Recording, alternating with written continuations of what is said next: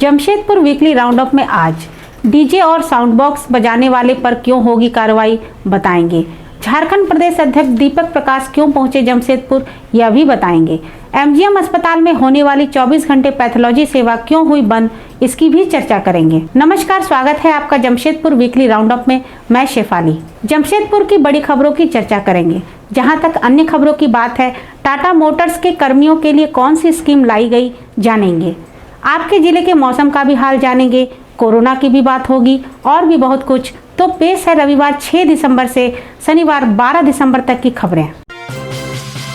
कर्मचारियों की मांगों को लेकर कोल्हान यूनिवर्सिटी में फाइनेंस कमेटी की हुई बैठक। कोल्हान यूनिवर्सिटी में सोमवार को फाइनेंस कमेटी की बैठक वाइस चांसलर प्रोफेसर गंगाधर पंडा की अध्यक्षता में की गई, जहां कर्मचारियों की कई मांगों को लेकर फैसला लिया गया।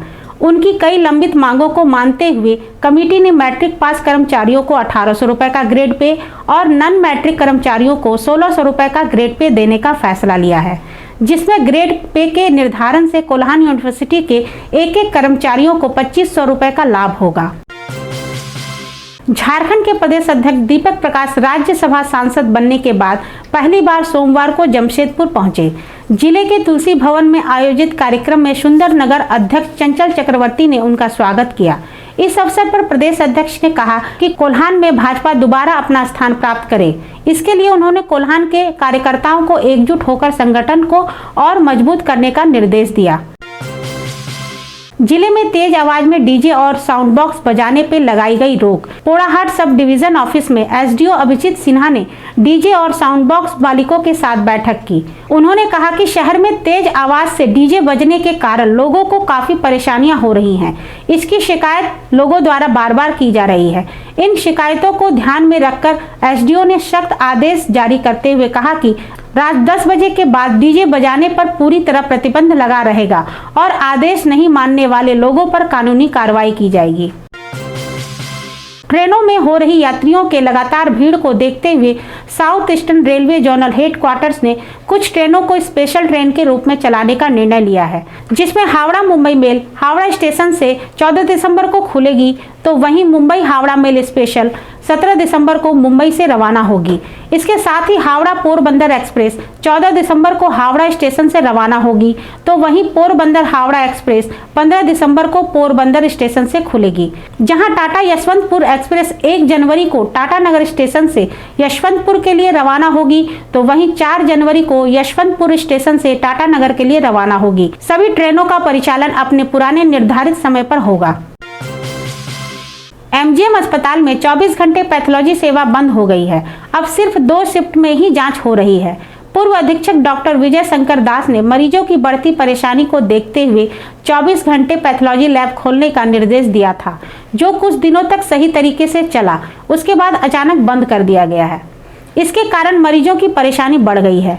पैथोलॉजी सेंटर के डॉक्टर AK झा ने बताया, चिकित्सक और टेक्नीशियन की कमी की वजह से रात में पैथोलॉजी लैब बंद कर दिया जाता है। सुबह 9 से रात 8:30 बजे तक ही पैथोलॉजी सेंटर खुला रहेगा। जमशेदपुर विमेंस कॉलेज के 3rd ग्रेजुएशन डे का वर्चुअल आयोजन गुरुवार को किया गया। ऐसा करने वाला यह राज्य का पहला कॉलेज बन गया है। विमेंस कॉलेज के ऑडियो विजुअल रूम में प्रोजेक्टर पर पूरे कार्यक्रम का लाइव प्रसारण किया गया। इस कार्यक्रम की मुख्य अतिथि झारखंड की राज्यपाल द्रौपदी मुर्मू थी। इस मौके पर उन्होंने कहा कि उच्च शिक्षा में जेंडर पैरिटी इंडेक्स की दृष्टि से झारखंड की स्थिति ठीक है। स्त्री शिक्षा को और भी कॉम्पिटिटिव बनाने की जरूरत है। मौके पर वाइस चांसलर गंगाधर पंडा ने कहा कि यह कॉलेज निश्चित रूप से गुणवत्तापूर्ण शिक्षा की दिशा में आगे बढ़ रही है। यहाँ से शिक्षा पाने वाली छात्राएं अपने देश में रहकर अपने मिले ज्ञान को समाज और राष्ट्र की सेवा में प्राथमिकता दें। वहीं इस समारोह के दौरान राज्यपाल द्रौपदी मुर्मू ने अपने एनिमेटेड रूप में ही छात्राओं को सर्टिफिकेट और मेडल प्रदान किया। इस दौरान कुल 3 बैच की करीब 147 छात्राओं को मेडल प्रदान किया गया, जिसमें पीजी की छात्राओं को भी मेडल दिया गया। टाटा मोटर्स में कर्मचारियों के लिए वॉलंटरी रिटायरमेंट स्कीम लाई गई है। शुक्रवार को टाटा मोटर्स के प्लांट हेड विशाल बादशाह ने स्कीम जारी की है। इसका लाभ 11 दिसंबर से 9 जनवरी तक ले सकते हैं। इनमें 1 दिसंबर 2020 तक अस्थायी कर्मचारी के तौर पर काम करने वाले जिनकी उम्र 45 साल से अधिक है वह योजना का लाभ ले सकेंगे।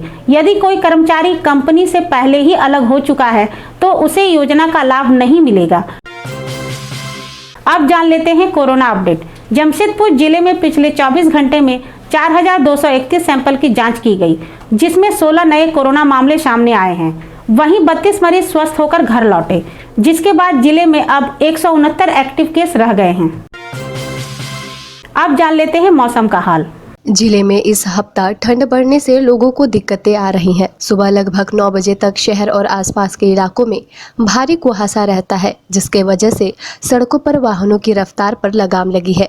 हालांकि दिन की तापमान में बढ़ोतरी हुई है और कड़ी धूप भी निकलती है और आज दिन की शुरुआत हल्की धूप के साथ हुई और दिन भर धूप छांव का सिलसिला चलता रहा। मौसम विभाग के अनुसार आने वाले अगले सप्ताह मौसम में उतार चढ़ाव देखने को मिलेगा। आज का अधिकतम तापमान 27 डिग्री सेल्सियस और न्यूनतम तापमान 16 डिग्री सेल्सियस रिकॉर्ड किया गया। आप अपने आसपास की घटनाएं और समस्याओं को हमें व्हाट्सएप कर सकते हैं। हमारा व्हाट्सएप नंबर है 9334210302। तो यह थी जमशेदपुर जिले की खबरें जो इस सप्ताह सुर्खियों में बनी रही। फिर मिलेंगे जमशेदपुर वीकली राउंड अप में अगले शनिवार रात 8 बजे। तब तक के लिए नमस्कार। बने रहें thetimes media.com पर। आप हमें फेसबुक और यूट्यूब पर भी देख सकते हैं।